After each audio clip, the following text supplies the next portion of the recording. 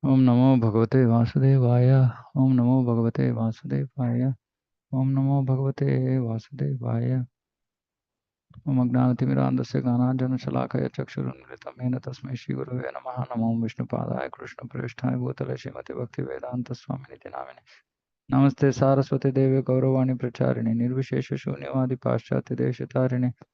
जय श्री कृष्ण चैतन्य प्रभु नित्यानंद श्री अद्वैत गदाधर शिवासादि गौर भक्तवृंद। हरे कृष्ण कृष्ण कृष्ण हरे हरे, हरे Ram Ram Ram Hare Hare. Okay, so I will start this summary.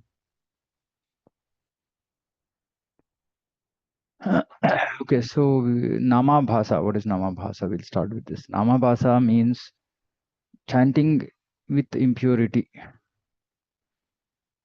Chanting with impurity is called Nama Bhasa. So there are three stages of, or two stages of chanting. One is called Nama Bhasa and the other is called Shuddha Nama. So Nama Bhasa is impure chanting and Shuddha Nama is pure chanting. There's also one more section of Nama Bhasa, which is called extreme impurity, which is otherwise called Aparadha.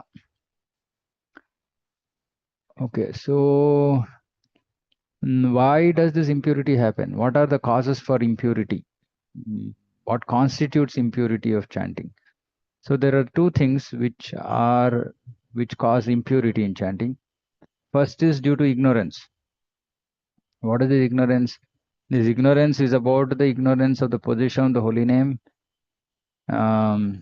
meaning not understanding that the holy name is non-different from Krishna, Abhinatvam Nama Namino. First is the ignorance of the position of holy name. Second is ignorance of the position of Lord, how Krishna is supreme and everybody else is under his control and subordinate to him.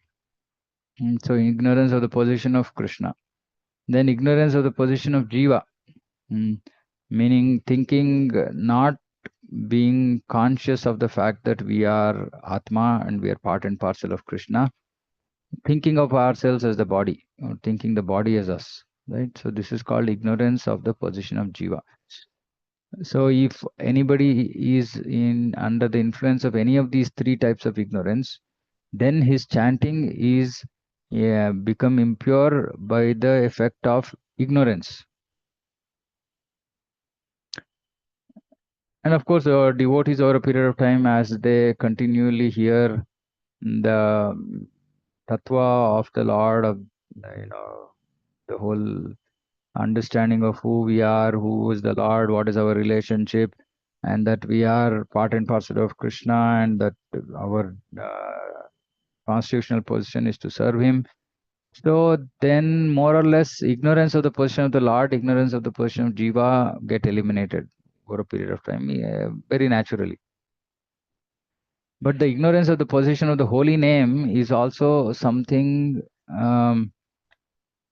because normally we don't discuss about the holy name, glories of the holy name openly. So many times devotees will remain in the ignorance of the position of holy name.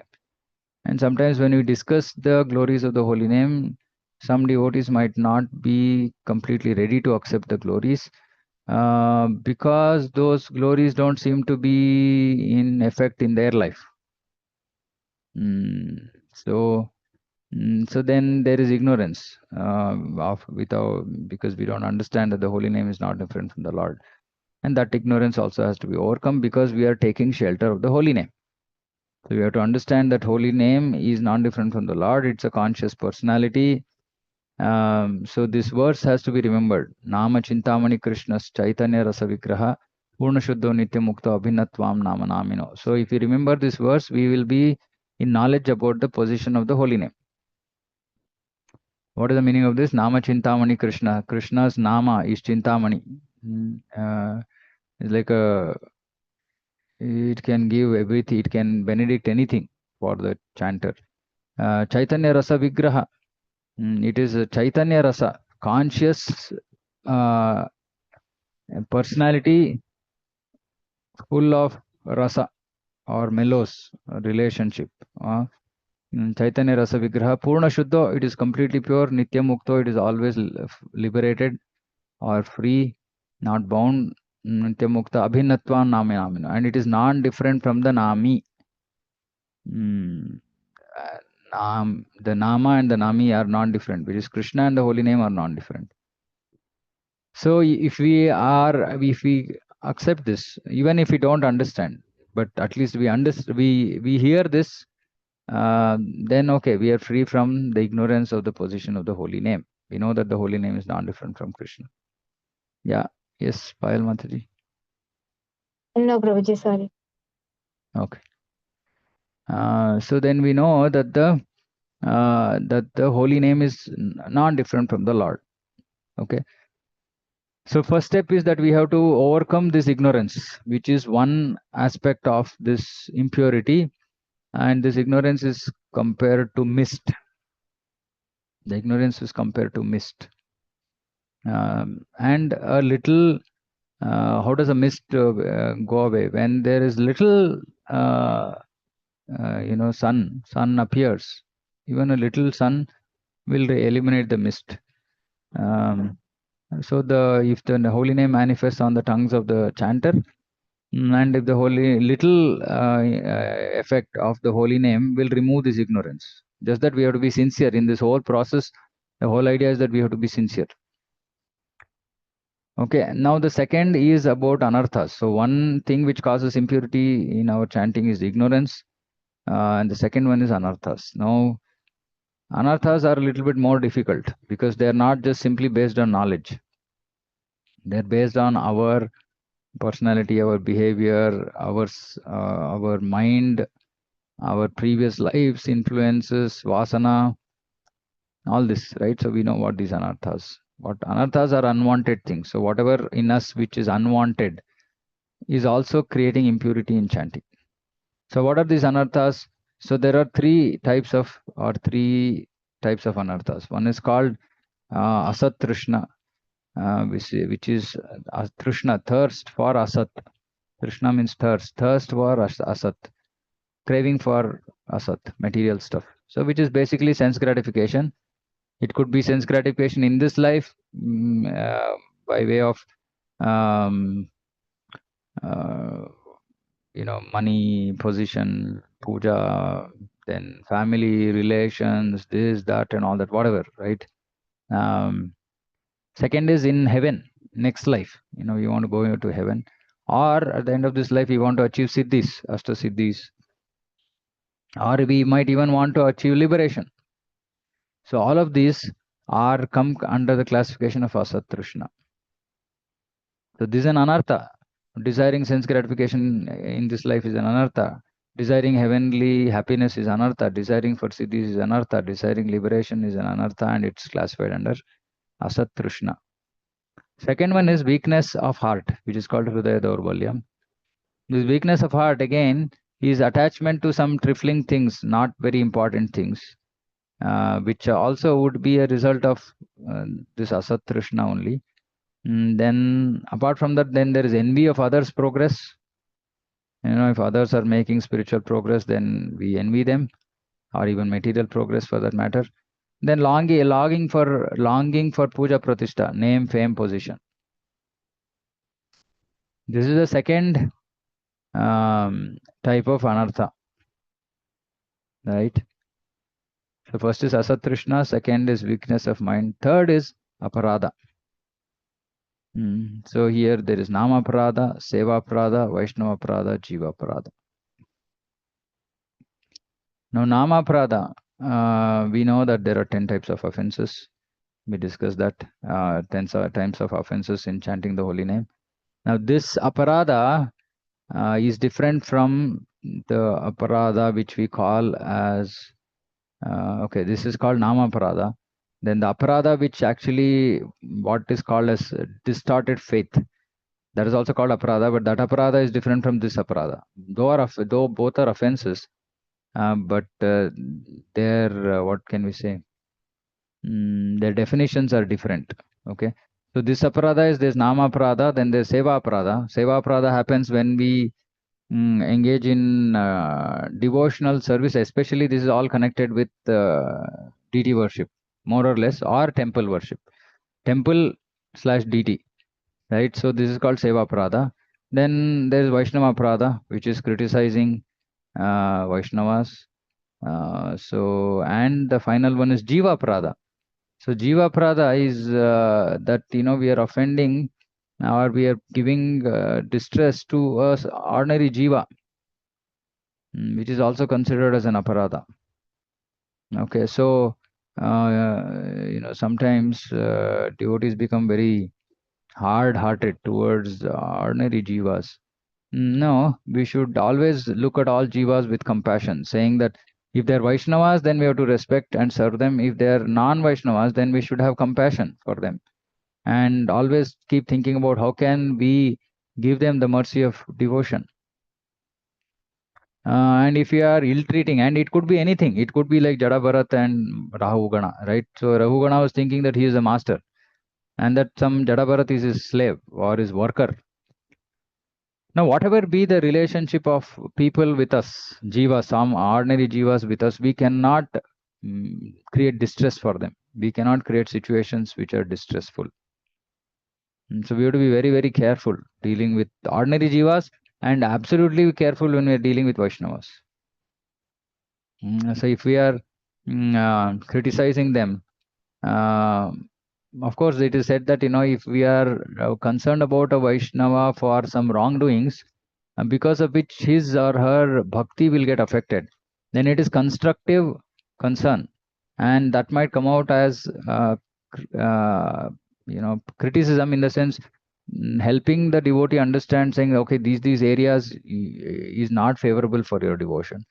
That is not necessarily considered as a Vaishnava Aparadha. Vaishnava Aparadha has a malicious intent, meaning an intent to harm the other person, either harm the other person's reputation or harm the person physically or whatever.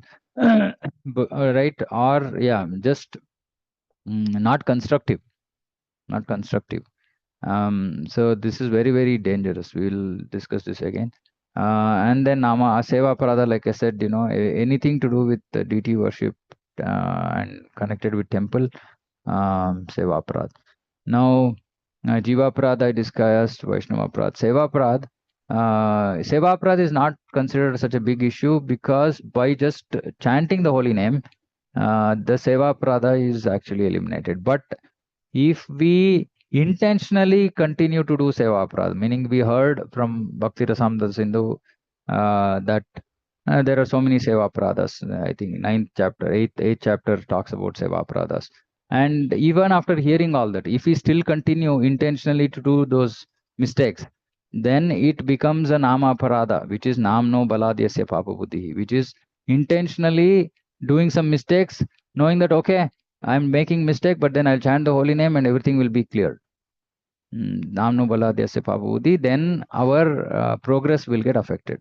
So it's better if we understand what the seva aparadhas are and curtail, hold ourselves back and not engage in this seva aparadha. So many types of seva aparadha are there. So you can read Bhakti Rasamrita Sindhu for that. And Nama Prada is okay. We'll come to that in a bit. Now, so this is Nama Bhasa, meaning chanting is we are chanting with impurity, and two reasons for impurity: one is ignorance, the other is these anarthas, which are classified as asat trishna, craving for material stuff, weakness of heart, and aparadha, which are the four types. So any of these means that we could be chanting in Nama Bhasa. Now, this is one way of looking at this Namabhasa. Now, there's another way of looking at Namabhasa, which is based on faith. Based on faith. Okay, so,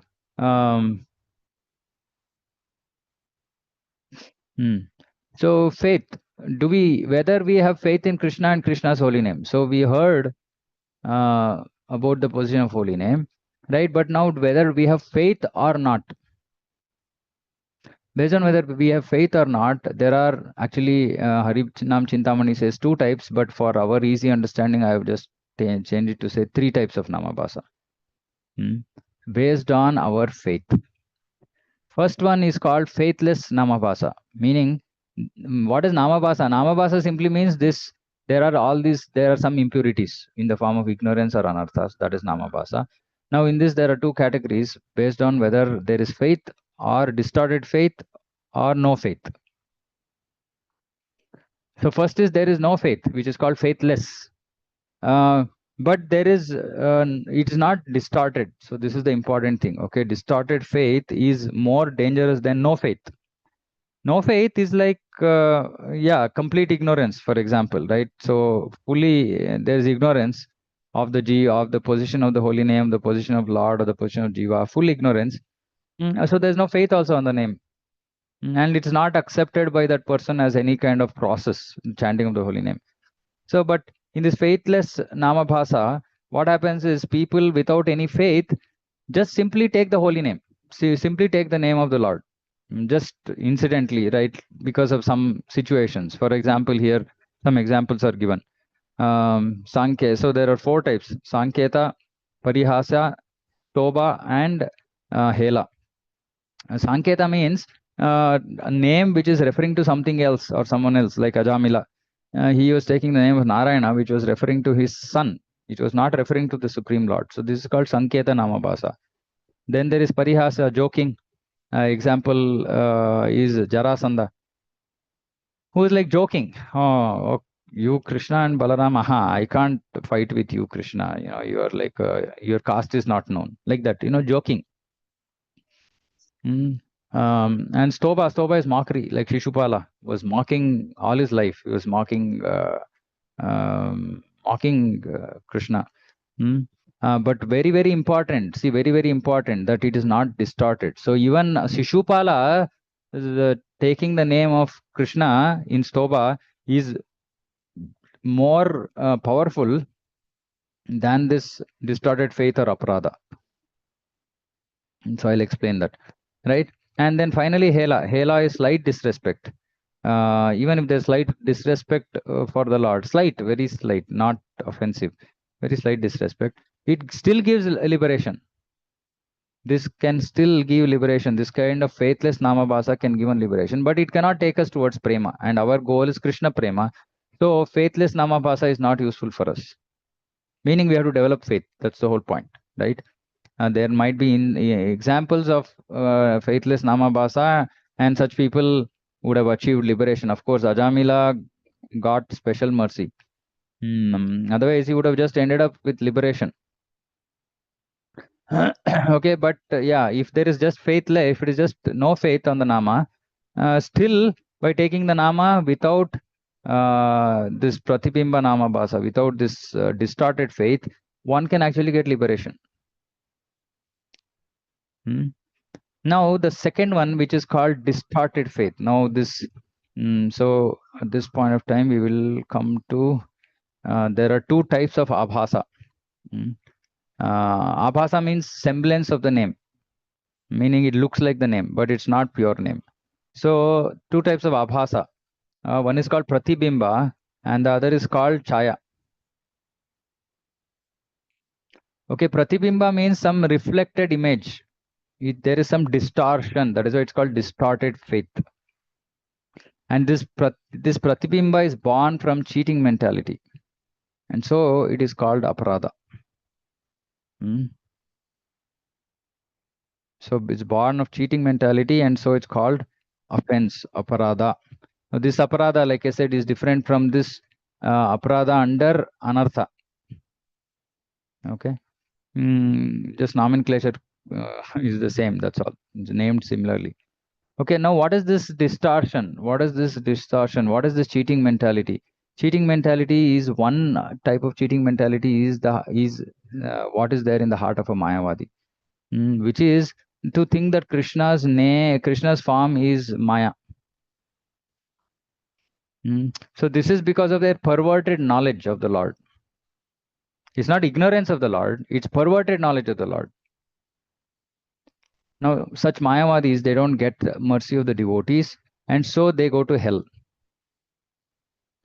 So this kind of perverted, envious knowledge of the Lord is called Pratibimba Namabhasa. So it's a distorted image of the Nama. Okay, this is understandable. Okay, they are wicked people. Okay, let them go to hell. Okay, now, but there is one more, which is distorted faith by persistent desire for material enjoyment and impersonal liberation. Now, persistent desire means that we are not ready to give it up. See, all of us, because of our previous vasanas, etc., we have this desire for material enjoyment, and some people, because they did not know that there are three stages in the realization of absolute truth, they thought that impersonal liberation itself is ultimate. Okay, but if it was just something because of lack of knowledge, and when we get knowledge about the Supreme Lord, about the reality of the jiva, etc., then what should happen? The desire for material enjoyment and impersonal liberation should start reducing. But if that desire still remains persistent,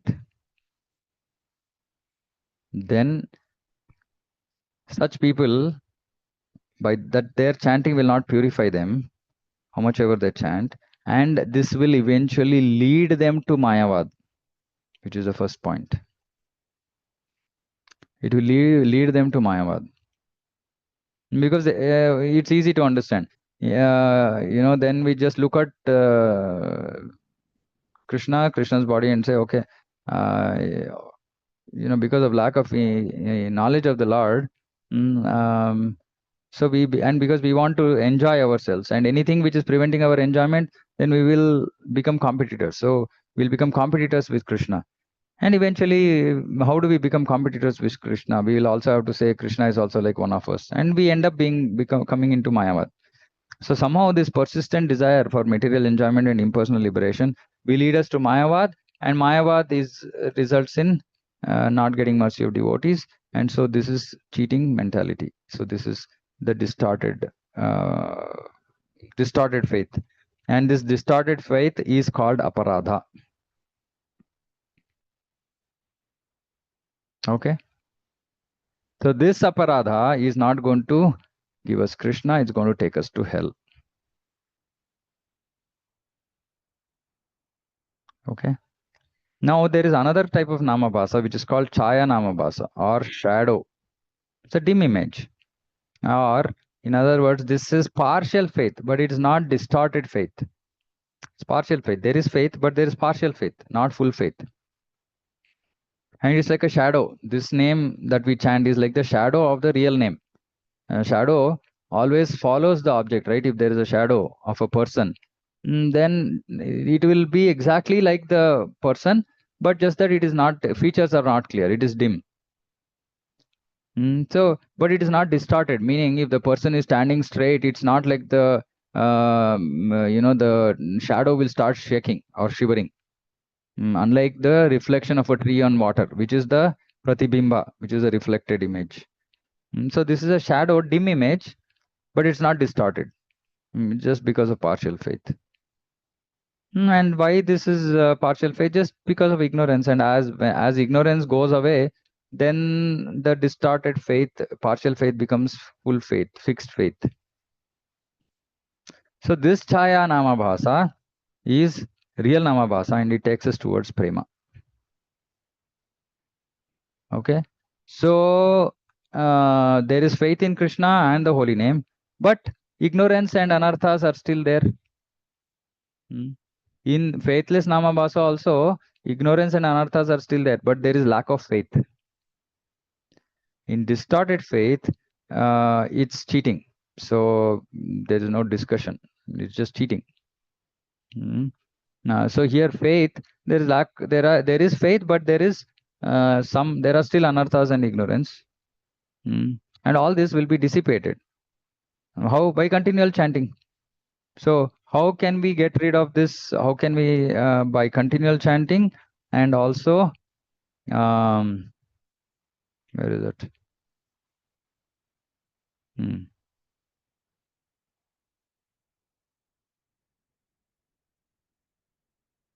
Yeah, you can just say this for now. So by and to serve Guru with great attention.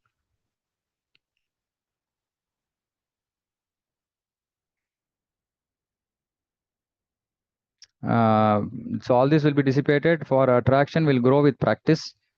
Also, here we can say this how to overcome this namabhasa. We serve Guru with great attention and also continual chanting. So both these anyway, I will merge these 2 points. Right, but the important thing is it can give us liberation, but more importantly, it will take us towards prema.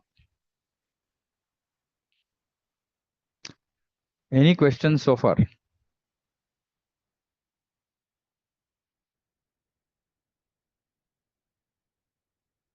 Is this clear? Hare Krishna, Prabhuji. Hare Krishna.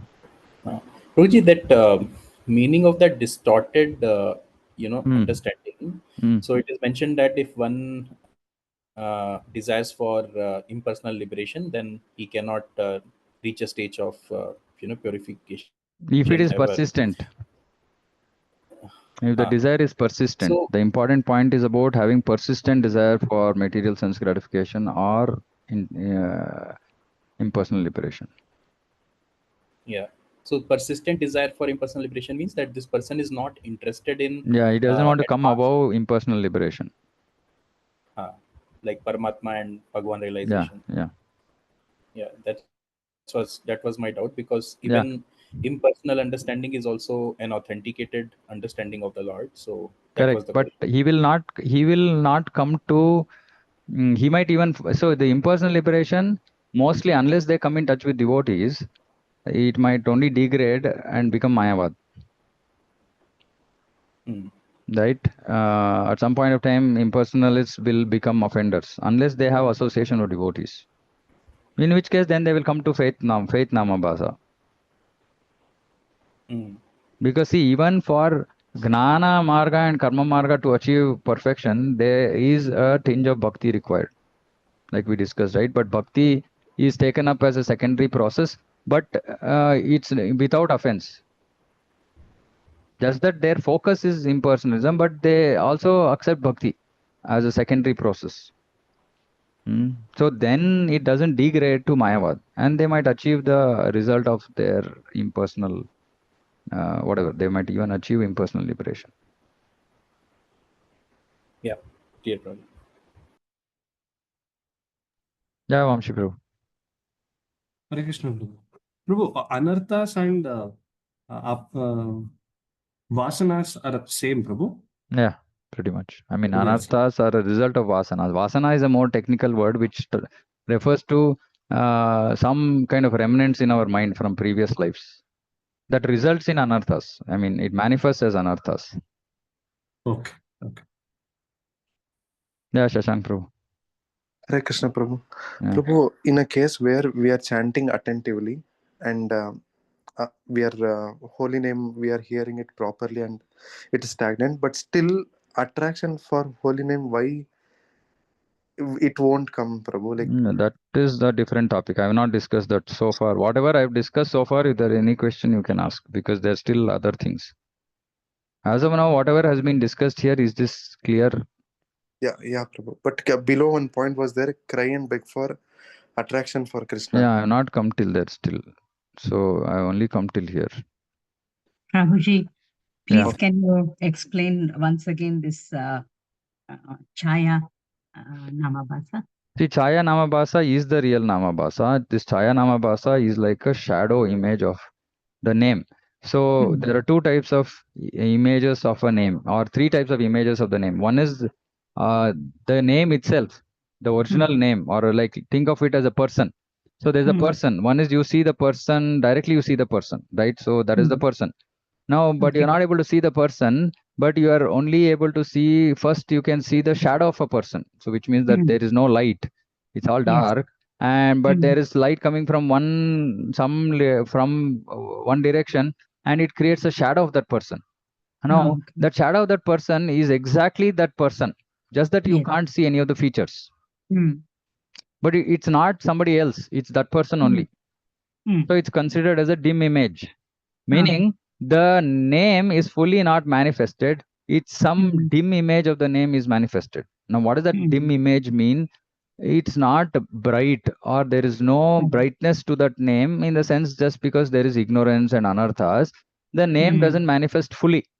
The power of the name only manifests partially. So it's called dim. But it is the name only.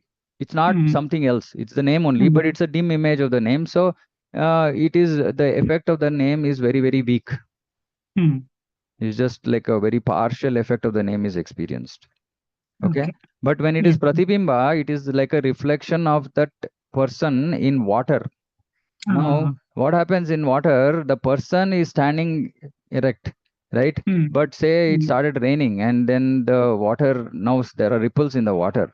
It will look like that the person is also shaking. Correct. Meaning that water reflection is creating some distortion to the image. The image is not shaking, but the image in the water is shaking.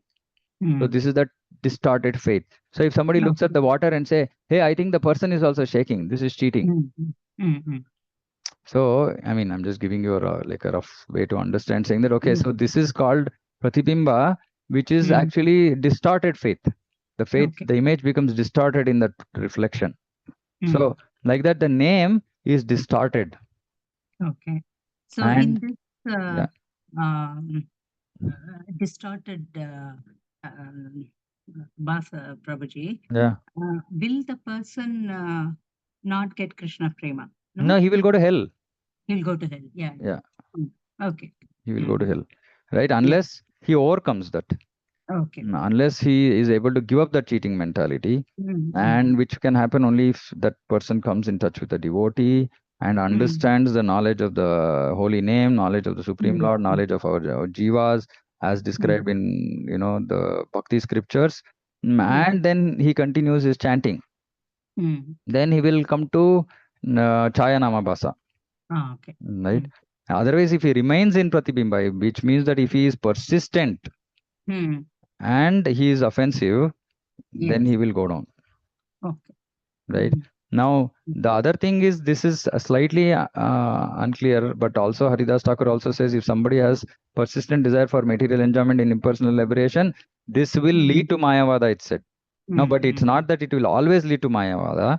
It might also lead to the Chayanama Basa when they come in touch with devotees. But somehow, if they don't come in touch with devotees, then it can degrade to Mayavad, which is also Pratibimba. So basically, what is the lesson for us? The lesson for us is very simple, saying that let us not have persistent desire for material enjoyment, and let us not get affected in any way by this impersonal conception of the Supreme Lord. That's all. Right? If we can avoid these two, then we are protected. We are not in the aparadha stage. Okay. While there are aparadhas as part of anarthas, but not this aparadha, which is going to take us to hell. So those aparadhas are there, and we have to be careful about that. But at least at a uber level, it's not that our direction is not towards hell. Right? So now for those who have faith, they also have ignorance and anarthas. So we have to remember this, right? For those who are also chanting without this distorted faith, meaning they don't have any cheating mentality, but still they have this ignorance and anarthas. Right? And ignorance is we understood, and anarthas also have aparadhas, which is nama, seva, vaishnava, jiva, aparadha. So those aparadhas might be there. These aparadhas might be there, but if the faith is intact, then we can overcome this. Okay. Now, is this clear now? Yes, Prabhuji. Clear. Okay. Anybody else has anything? Otherwise, there's a little more to be discussed and we can close. If you're not clear, you please ask, because it's a very, very important topic. Okay. Now, of course, see, the one who chants in Nama Bhasa, even in Nama Bhasa, right? Not aparadha. In Nama Bhasa, the Lord's mind dwells on that person who chants the name. So Nama Bhasa is so exalted.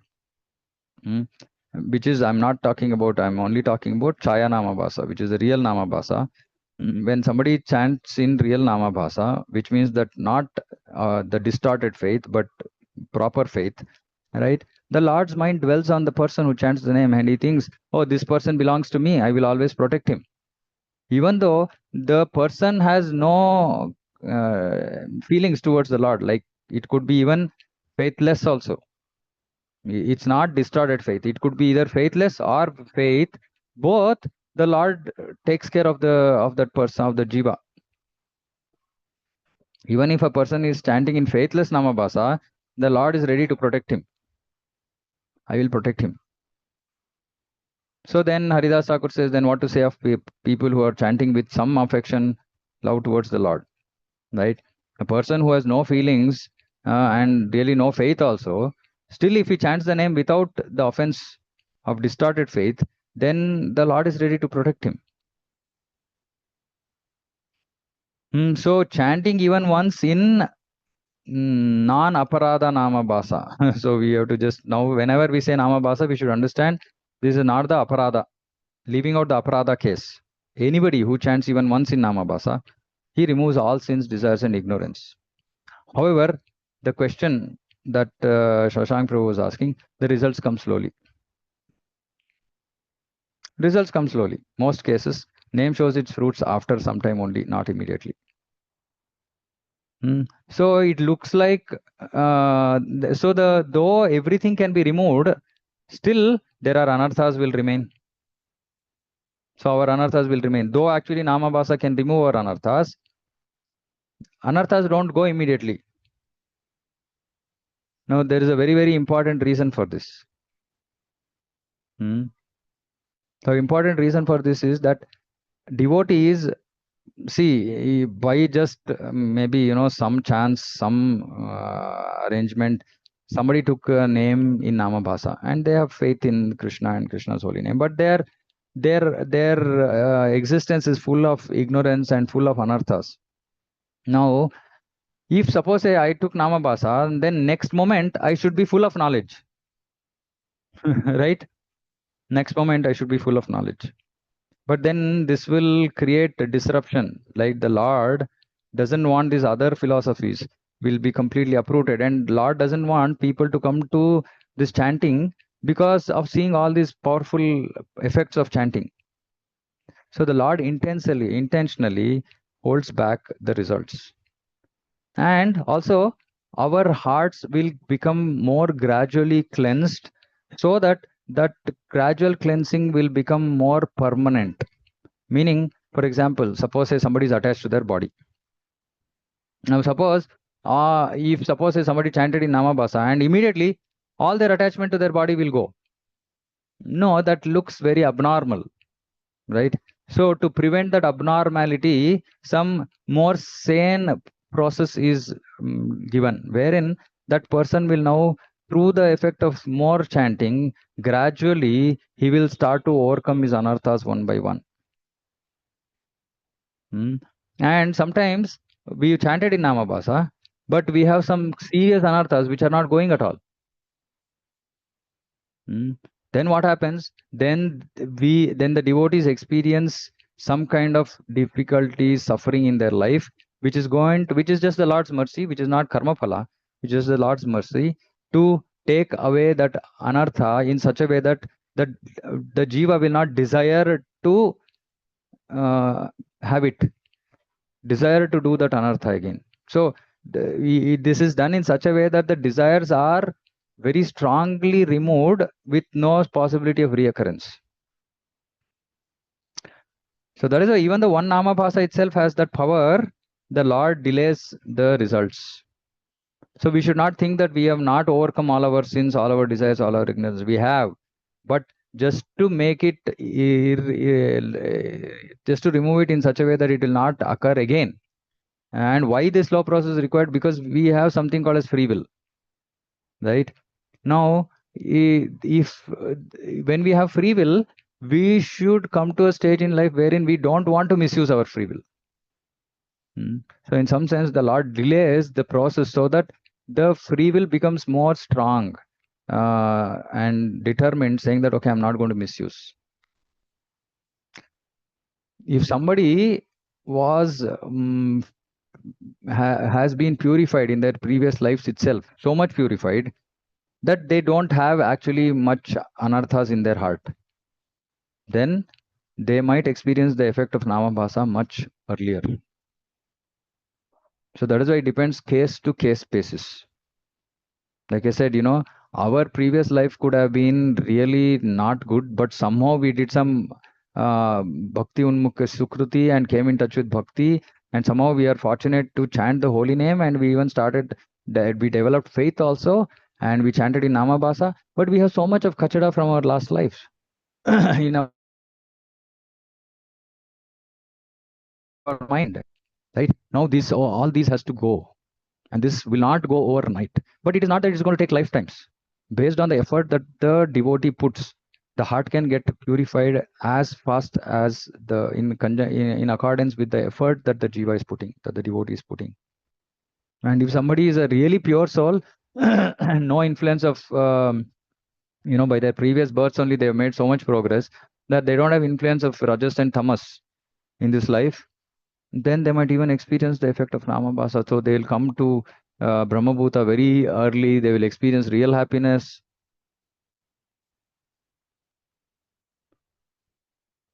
Right? So there is delay. Hence there is delay. Okay. Now, but one more thing to note. Now, amongst the aparadas, amongst the anarthas, now as long as we don't have like persistent desire, this craving for material stuff will go off. Weakness of heart will also go off. What we have to be careful about is Nama Prada and Vaishnava Prada. Because Vaishnava Prada is actually part of Nama Prada. So we should be careful about Jiva Prada and Nama Prada. And in Nama Prada, if we do Vaishnava Prada and Namno Bala Desya Papa Buddhi, doing sinful activities on the strength of the holy name, then the name becomes displeased. Nama becomes displeased with us. The Nama becomes displeased, pulls back that mercy. Pulls back the mercy. Meaning we have we have chanted in Namabhasa, but that mercy of the result of that Namabhasa is being withdrawn. So which means that the delay will be much more. Now what has to happen? We have to willingly try to overcome our Namaprada.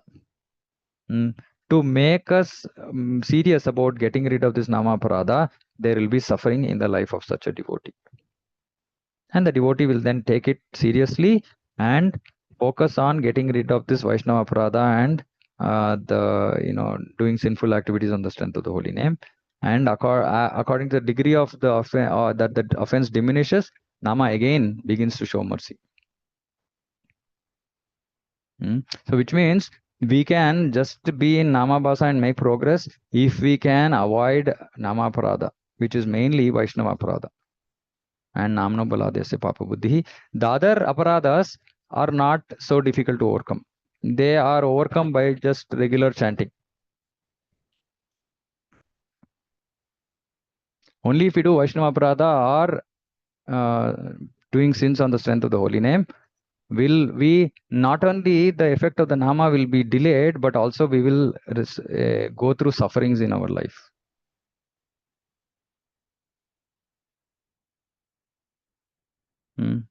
So if you are a pious soul, you are very, very fortunate. Like people like me who are predominantly in mode of passion and ignorance. Those who are predominantly in the Sattva Guna, you are fortunate souls. So you will experience two things. One is you will not end up doing Vaishnava Aparad, and you will start seeing the effects of the Nama quicker, faster.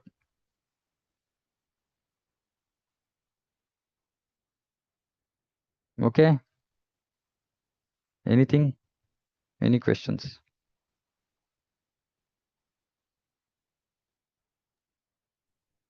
Hare Krishna, Prabhu. Yeah. Prabhu, I think previously we had discussed that if devotees for the first time chant in Namabhasa, all the sins are removed. but we can still go back to Nama Aparada. No, that was wrong. Okay. That was wrong, because that go to Nama Aparada means this. Say, okay, so in the sense, okay, let me clarify this. So somebody who has developed faith in the Nama, unless under some very special circumstances, does not get into distorted faith, meaning his faith doesn't become distorted unless he's badly influenced by Mayavad. That's why Chaitanya Mahaprabhu said, don't hear from Mayavadis. Otherwise, a person who has faith in Krishna and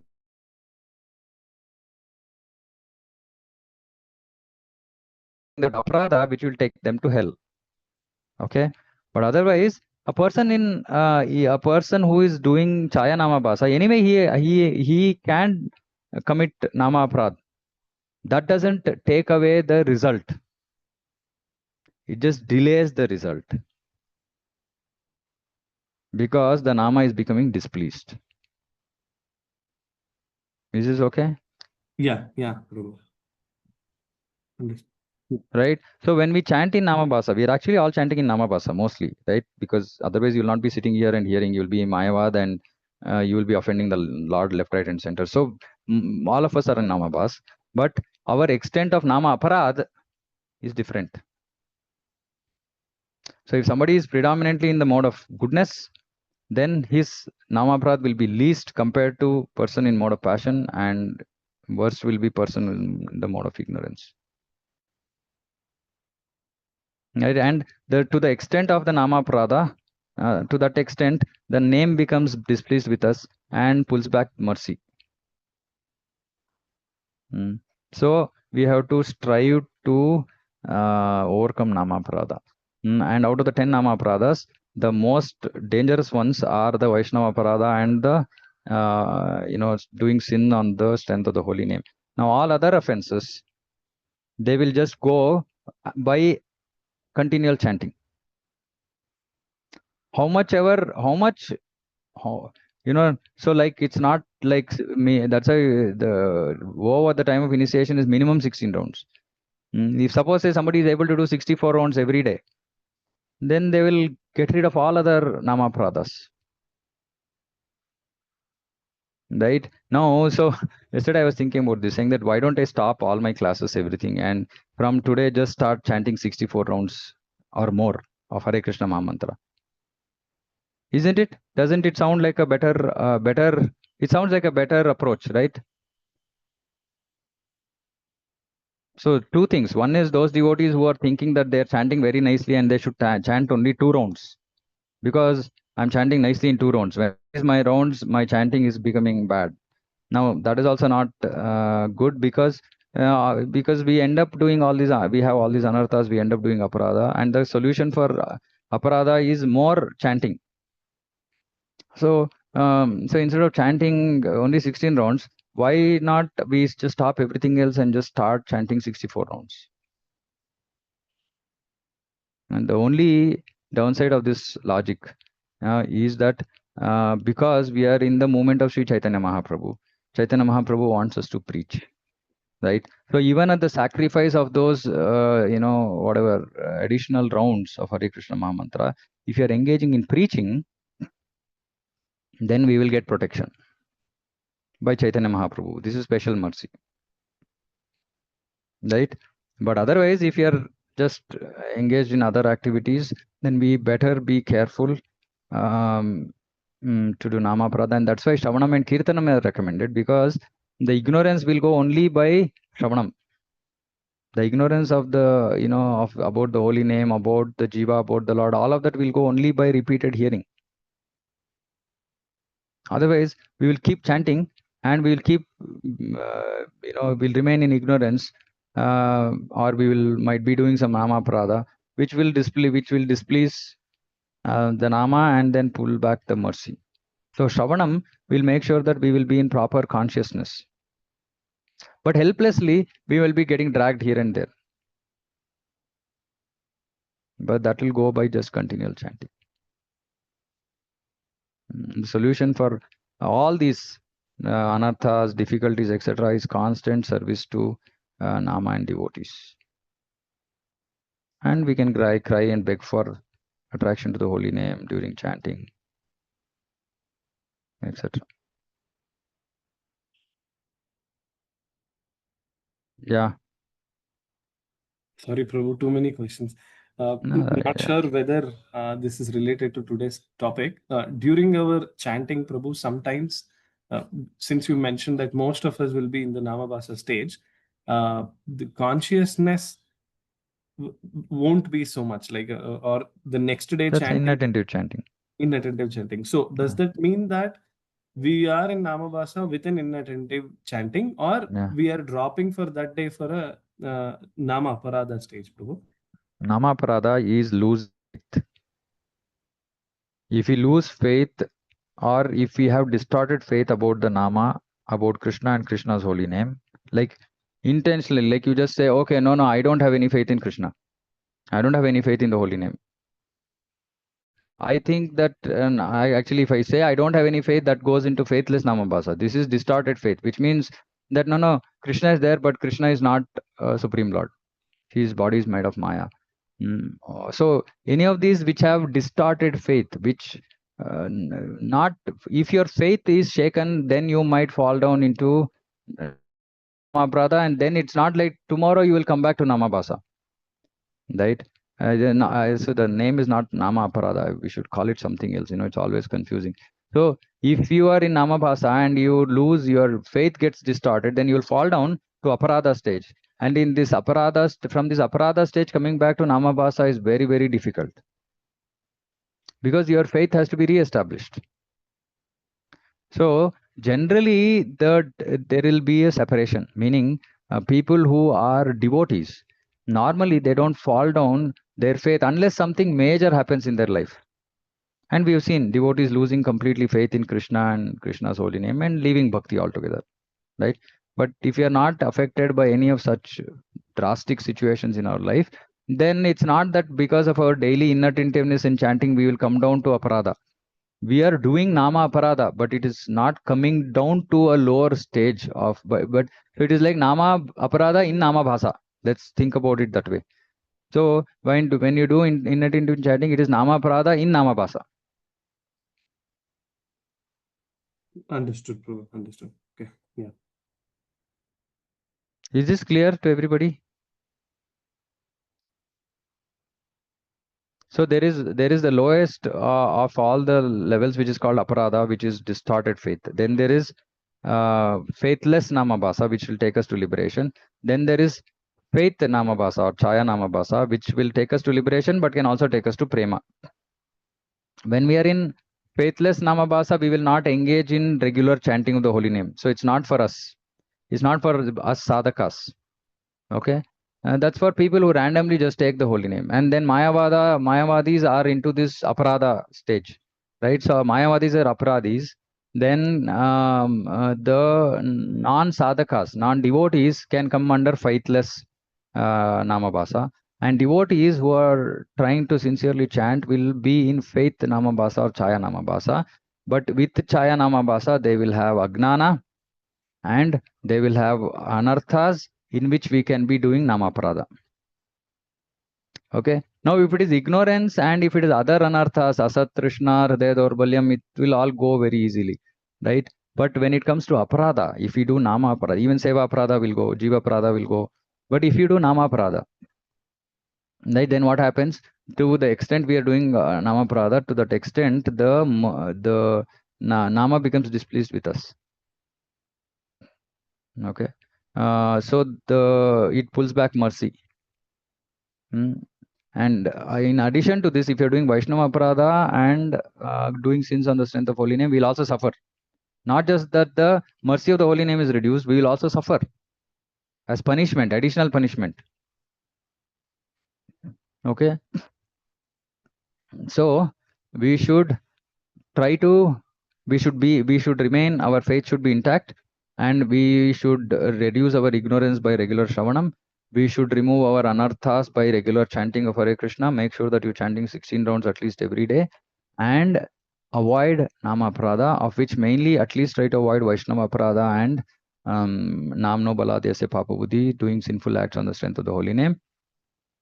Continue your chanting, increase your chanting as much as possible, so that the other aparadas, nama aparadas, will also become zero. When inattentive chanting will end. Till that inattentive chanting is there, there will be some tinge of nama aparada in nama bhasa. The inattentive chanting will go only when our persistent, our desire for this aham and mama will go, then inattentive chanting will go. But before that, we have to get rid of all the other aparadas, which are, Guru Ravagya, considering name of Brahma and Shiva's, this one, then interpreting the holy name, thinking of the holy name, glories of the holy name is exaggeration. All these other aparadas we should get rid. Right? Then we will, so we should get rid of all these aparadas, then we should not be doing Vaishnava aparada, and then only thing we will be stuck with is aham and mama and inattentive chanting. That with continuous chanting, aham and mama will go, and as soon as aham and mama completely vanishes, inattention vanishes. Of course, there might be an intermediate stage between these two, where our attention is not on material things, but on spiritual things, but not on nama. That's still okay. In course of time, that will also go, and we will come to the stage of pure chanting.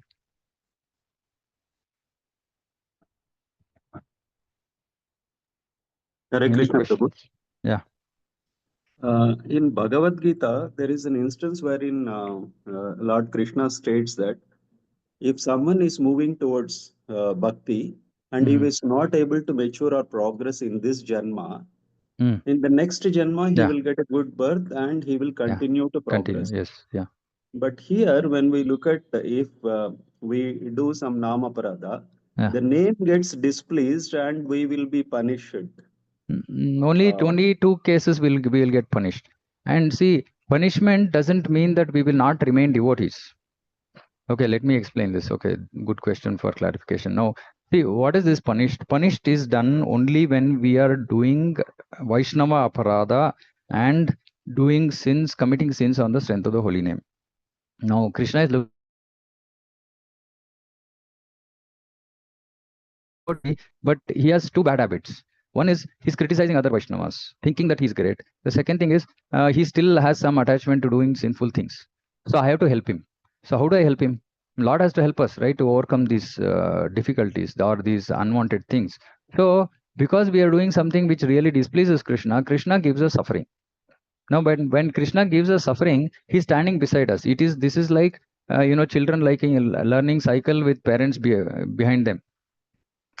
Parent might leave the hand of the cycling child, and the child might even fall. But doesn't mean that the parent was not concerned or caring for the child, right? So Krishna is just wants us to get rid of these bad habits.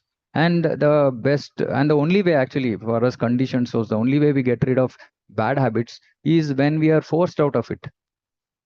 Because otherwise, by simply knowledge, saying that okay, we should not do Vaishnava aparad, we could have prevented ourselves from doing Vaishnava aparad. But because we are still doing Vaishnava aparad, some punishment is required. So the Lord gives punishment, but is there with us to make sure that the punishment helps us to overcome those aparadas. Right? But still we are a devotee. We are getting rid of the bad things in our heart. Assume we came to the end of our life and we have still not finished completely. So then what happens? Then Krishna will give us another birth. In that birth also we will take birth in the either in a Brahmana family or in a devotee's family, and we'll continue our bhakti. And whatever remaining anarthas are there, that will get cleaned. And finally we will come to stage of prema and we will go back to Krishna. Okay, Prabhu. So even that is the mercy of the Lord. Yes, yep, absolutely. That's why, tapa is considered as kripa. Tapa means suffering. Devotees who are surrendered to Krishna, who are clear about their direction in life, they look at every suffering in their life as actually mercy. The only thing is they have to be conscious of the understanding what could be the reason for the suffering and introspect. Am I doing Vaishnava Prada? Am I doing some sinful activity on the strength of holy name? Right? Or what anarthas do I have which I have to overcome? Now, can I put little more effort to overcome anarthas, other anarthas, etc. Right? So we have to put some effort, introspect our own self, our own mind, and our feelings, etc., and try to see where I am going wrong, and try to overcome it. And for that also, Krishna says, "Dadami buddhi yogam tam." In Bhagavad Gita, he's saying, "I am going to give you the intelligence for you to come to me." Meaning, I will give you intelligence to help you understand what is causing your suffering, so that you can overcome it. So Krishna, throughout, he's hand holding the devotee, because the devotee trusts Krishna and he surrenders to Krishna.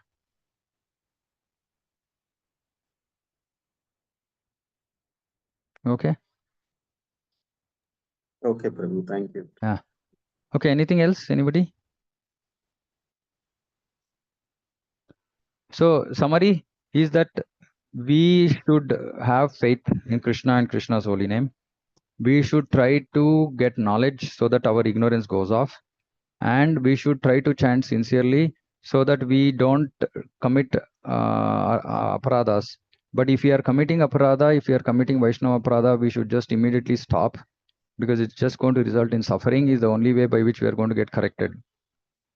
So we should stop Vaishnava aparadha, which is criticizing other devotees, and then we continue to chant sincerely and beg for forgiveness, beg the name to actually help us remove all our anarthas from the heart, so that we can chant purely. And that's the whole process of serious chanting, begging for mercy every day. And if we are sincerely doing this process, we will overcome all these problems in course of time. If you are sincere and serious, Nama will take us back to Krishna in this life. It's so simple.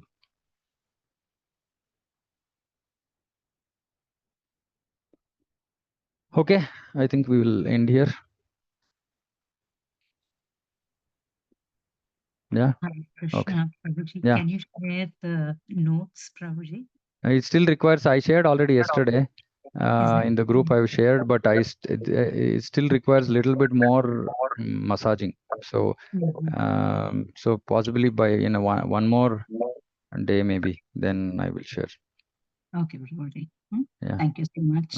Okay. Very much inspiring a lot. Yeah, I'm learning. Okay. Anything else? Anybody? Otherwise, we can close. Okay. Jagat Guru शिला प्रभुपाद की जय, समवेत गौर भक्त वृंद की जय, वांछा कल्पतरुभ्यश्च कृपा सिंधुभ्यो च पतितानां पावनेभ्यो वैष्णवेभ्यो नमो नमः। अनंत कोटि वैष्णव वृंद की जय। हरे कृष्ण। Hare Krishna, Prabhu.